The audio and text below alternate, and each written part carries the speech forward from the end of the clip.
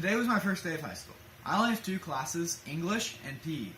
These two classes end by 12, but next week I'm going to have 3 more classes, physics, physics lab, and introduction to statistics, which are going to take up most of my time. But I'm taking advantage of the time I have now, and I came straight home after 12 and started working on the 3M Young Scientist Challenge. So I'm using SLA 3D printing, which creates a layer-by-layer part using a plastic called PLA, and this has its advantages and disadvantages to resin printing, but it tends to be less accurate than resin printing because it's creating a layer-by-layer part using step motors, where resin printing uses optics and a laser to harden different places on a resin bath, and this ends up creating a part, right? But since SLA printing is less accurate, I have to use tolerances, which are basically just kind of little wiggle room that I give between the parts of my CAD and the parts that come out in the real world. So that's what I wanted to work on today. That's what I wanted to test. So I watched a video talking about tolerances and how to test. There's actually a part you can print where if you have the proper tolerance, then it spins correctly, kind of like a fidget spinner. And if it doesn't spin, it's one solid part. So I tried CADing my own using a cross-section on the YouTube video, which I did successfully. I CADed it myself, and it looked just like the YouTube video.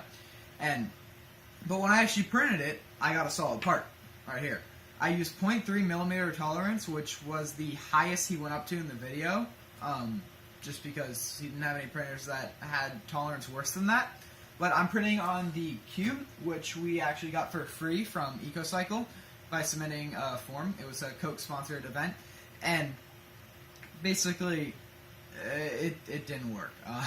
It's one solid part clearly, but you can tell there are little circles here. I'm going to show pictures, but there are circles here indicating that they were separate parts.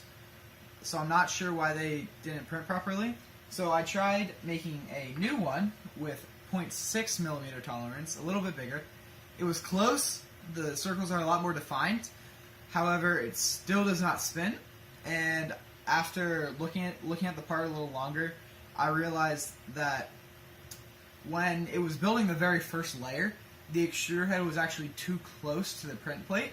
So that first layer kind of got squashed, and that caused the two parts to basically merge, right? So they're not spinning, which you can kind of tell. It's basically gets less and less.